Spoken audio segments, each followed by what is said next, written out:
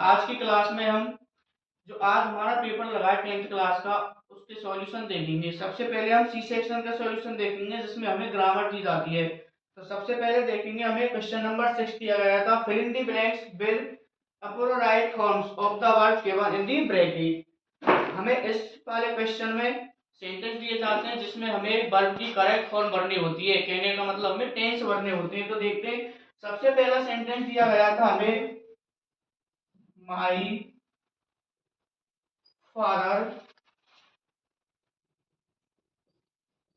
Run ए mile every day, ये sentence दिया गया था। उसके बाद में दिया गया था हमें सेकंड नंबर का sentence, Raju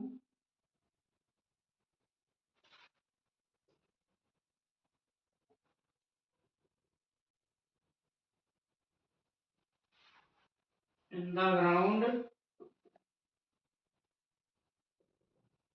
while I was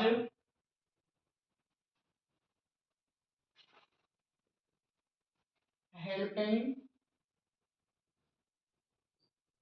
my mother in the kitchen।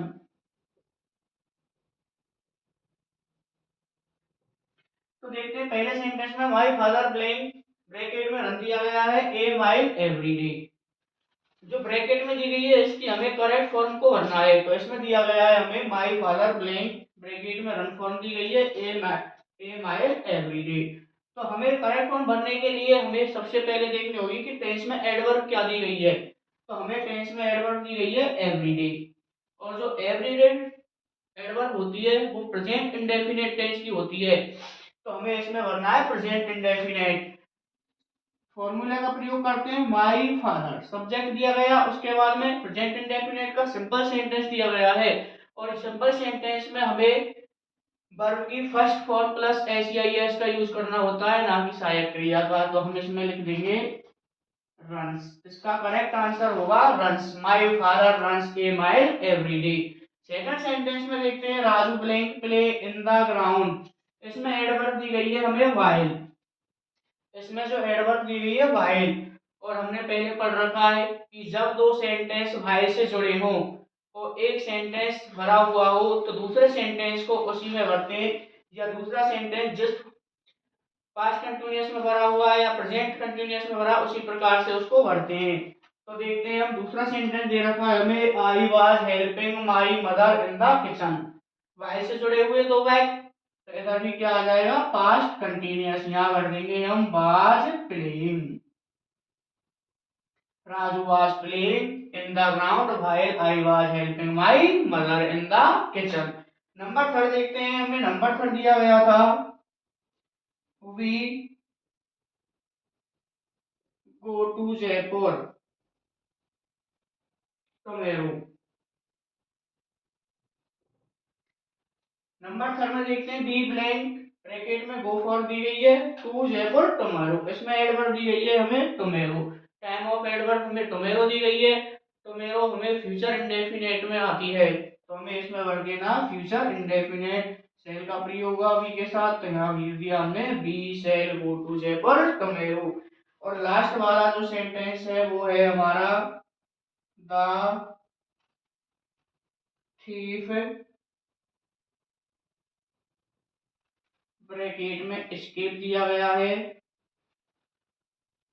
और वाक्यों को बिफोर से जोड़ दिया गया है, बिफोर द पुलिस।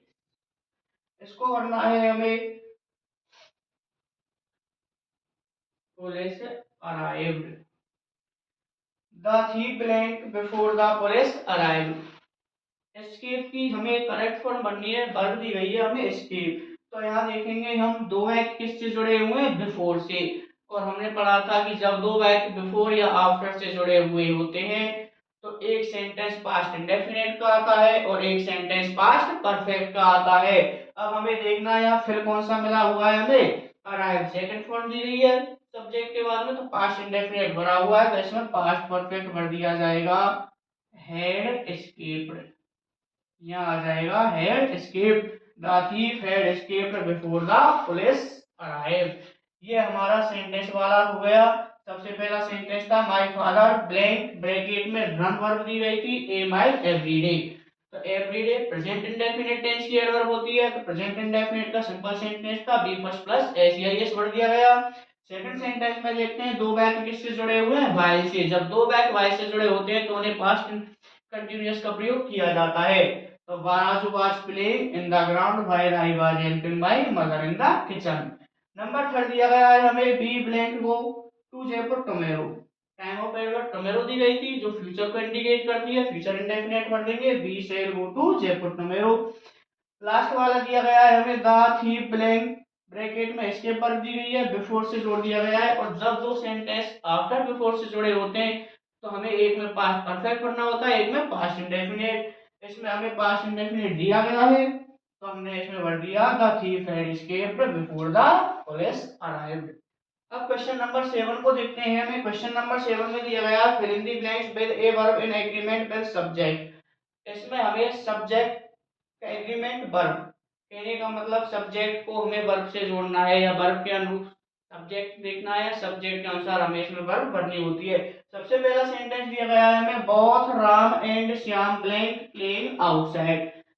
वर्ब दी गई है हमें इज आर, इसमें से किसका यूज करना है, बोथ। बोथ मींस होता है दोनों, राम एंड श्याम। या तो ऐसे देख लेते हैं कि बोथ दिया गया, दो दो व्यक्ति हो गए, या फिर राम एंड श्याम। जब दो सब्जेक्ट एंड से जुड़े होते हैं तो उन्हें प्लूरल माना जाता है, तो इसलिए हम इसमें प्लूरल फॉर्म भर देंगे तो क्या आ जाएगा आर। सेकंड देखते हैं आइदर सुमित और मनीष। आइदर और नाइदर नॉर का प्रयोग दो में से एक को चुनने के लिए किया जाता है, आइदर और नाइदर का। तो इसलिए हमें क्या होगा आइदर सुमित और मनीष, कहने का मतलब दो में से एक को चुनना है तो एक को चुनेंगे तो सिंगुलर सब्जेक्ट होगा, इसलिए हैज भर देंगे। आइदर सुमित और Manish has completed their work. उसके बाद में हमें combine the following sentence using the words given in the bracket दिया गया था। इस क्वेश्चन नंबर 8 में हमें दो सेंटेंस दिए गए थे जिन्हें हमें आपस में जोड़ना है, कहने का मतलब हमें एक कनेक्टिव सेल को जोड़ना था।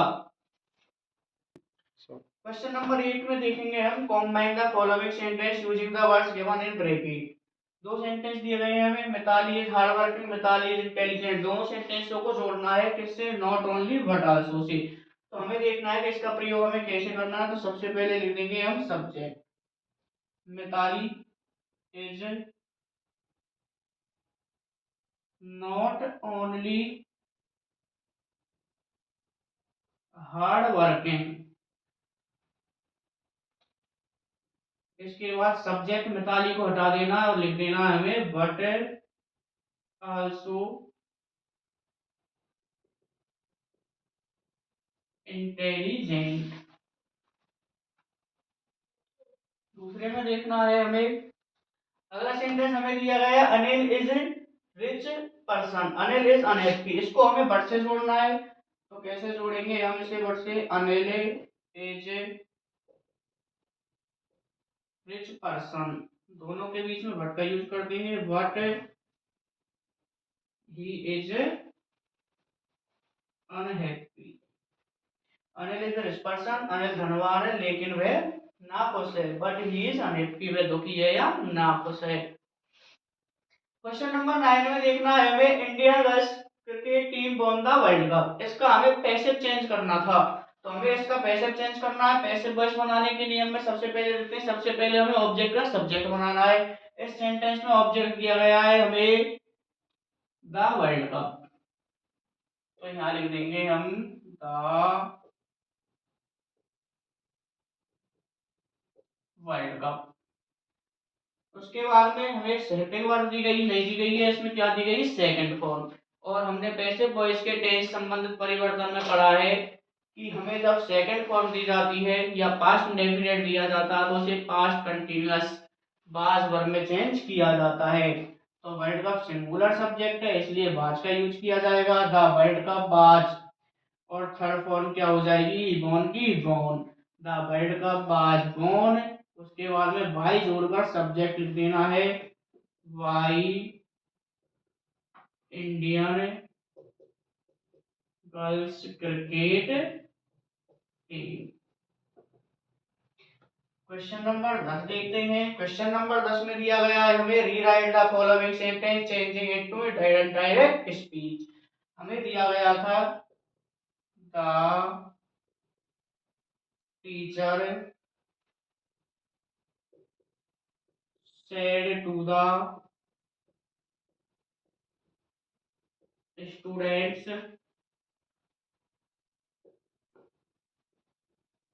the earth moves around the sun। इसका हमें नरेशन इनडायरेक्ट स्पीच चेंज करना है, तो सबसे पहले लिखेंगे हम द स्टूडेंट्स, सॉरी स्टूडेंट्स नहीं लिखेंगे, हम लिखेंगे द टीचर। सेड टू को बदलना है हमें, सबसे पहले सेंटेंस देखेंगे। सिंपल सेंटेंस एजेरेटिव सेंटेंस दिया गया है, एजेरेटिव में हमें सेड टू को किस में बदलना होता है, टोल्ड में। तो यहाँ लिख दिया हमने told. The teacher told the students. Comma को हटाने के लिए और दोनों वाक्यों को एक साथ जोड़ने के लिए हमें एजेरेटिव सेंटेंस में कनेक्टिव दैट का प्रयोग करना होता है। अब सेंटेंस को देखना है हमें। The earth moves around the sun. पृथ्वी सूर्य के चारों ओर चक्कर लगाती है। ये कैसा भाव दे रहा है हमें, यूनिवर्सल ट्रुथ, सार्वभौमिक सत्य के बारे में बता रहा है। पृथ्वी सूर्य के चक्कर लगाती थी, लगाती है और लगाती रहेगी। इसमें हम कोई चेंज नहीं करते। यूनिवर्सल ट्रुथ वाली सेंटेंसों में हमें टेंस संबंधित परिवर्तन नहीं करना है। तो सेंटेंस को ज्यों की त्यों ही लिख दिया जाएगा। The earth moves around the sun. Section A में अनसीन पैसेज दिया गया था। हमें अनसीन पैसेज में देखना है हमें जो पैसेज दिया गया है ये समिट के उस एवरेस्ट के बारे में दिया गया था। सबसे पहला क्वेश्चन था हमारा standing on Everest the writer was. Standing on Everest शिखर पर खड़ा हुआ, द राइटर वाज लेखक क्या महसूस कर रहा है, overjoyed, very sad, jubilant and sad, none of these. तो इसमें हमें आंसर है जुबिलेंट एंड सैड। वह प्रसन्न भी है और दुखी भी है। इसके बाद में सेकंड क्वेश्चन था हमारा the emotion that gripped him was. वे कौन सी भावनाएं हैं जो उसे अपनी ओर खींच रही हैं। तो इसका आंसर होगा ह्यूमिलिटी। मानवता की भावना थी जो लेखक को अपनी ओर खींच रही थी। क्वेश्चन नंबर थर्ड देखते हैं the joy that the writer feels by climbing the summit of Everest last. इसमें ऑप्शन दिए गए हैं हमें a day, a month, a year, a lifetime. Question अंशिक पैसेज के क्वेश्चन नंबर थर्ड में हमें क्वेश्चन दिया गया है the joy that the writer feels while climbing the summit of Everest last.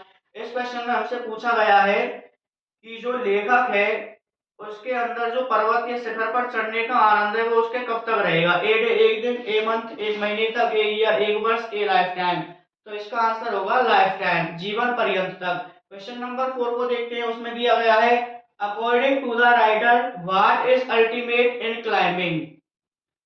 लेखक के अनुसार चढ़ाई की सीमा क्या है या वह किस शिखर तक जाना चाहता है। तो इसका आंसर है क्लाइंबिंग एवरेस्ट। नंबर 5 देखते हैं हम which other summit is no less formidable and no easier to climb।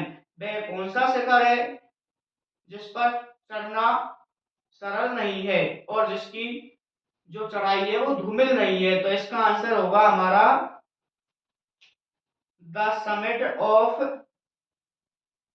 Thought का इमेजिनेशन। इसमें क्वेश्चन हमें आंसर दिया गया है द समिट, सॉरी हमें ऑप्शन दिए गए the summit of Aravalli, the summit of physical fitness, the summit of thoughtful and imagination, the summit of mind. Which other summit is no less formidable no higher to climb. तो इसका answer होगा हमारे लिए the summit of mind. जो मस्तिष्क का शिखर है उस पर चढ़ना आसान नहीं है। क्वेश्चन नंबर 6 देखते हैं हार्ट चेंजेज यू कंप्लीटली। तुम्हें पूर्ण रूप से कौन परिवर्तित कर देता है, आनंद, दुख, एक्सपीरियंस, अनुभव, थैंकफुलनेस, धन्यवाद। इसमें ऑप्शन दिया गया है सबसे पहला जॉय आनंद, दूसरा ऑप्शन दिया गया है हमें एक्सपीरियंस, तीसरा सौरव, थैंकफुलनेस। इसका करेक्ट आंसर होगा एक्सपीरियंस। हाँ, जो एक्सपीरियंस हमारा अनुभव होता है वो व्यक्ति को पूर्ण रूप में परिवर्तित कर देता है।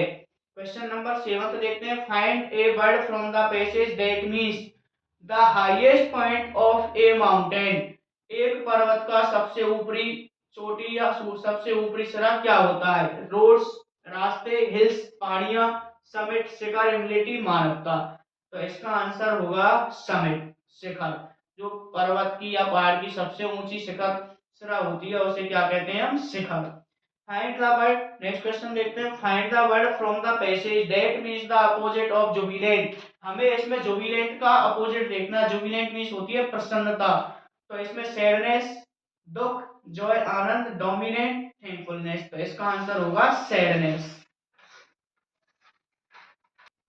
इसके बाद क्वेश्चन नंबर 11 को देखते हैं। क्वेश्चन नंबर 11 में हमें सीन पैसेज दिया गया था, वो हमारी चैप्टर नंबर 3 फर्स्ट फ्लाइट के चैप्टर नंबर 3, जिसका चैप्टर का भी नाम फर्स्ट फ्लाइट है, उसमें से दिया गया था यंग सीगल के बारे में। तो इसमें सबसे पहला क्वेश्चन दिया गया है हमें, who was with the young seagull on his लेज।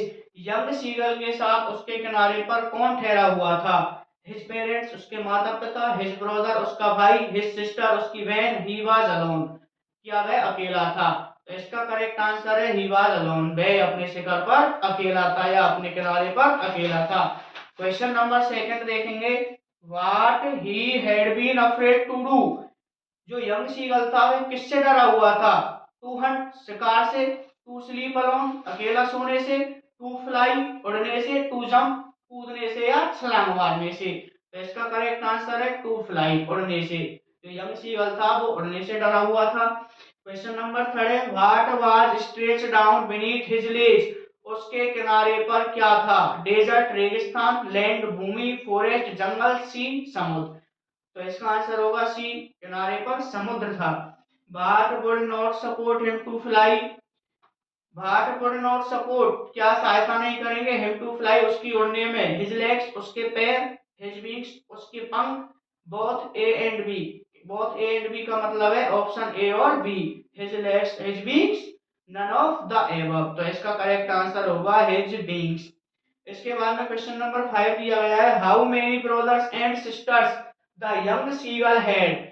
जो छोटा सीगल था, जो यंग सीगल था, उसके कितने भाई बहन थे? How many brothers and sister, तो कितने थे? 2। What happened when he attempted to fly. जब क्या घटित हुआ जब उसने ही अटेम्प्टेड, प्रयास किए, टू फ्लाई, उड़ने का। तो इसका आंसर हमें पैसेज में से देख के लिखना था, और इसका आंसर है व्हेन ही अटेम्प्टेड या ही ट्राई टू फ्लाई।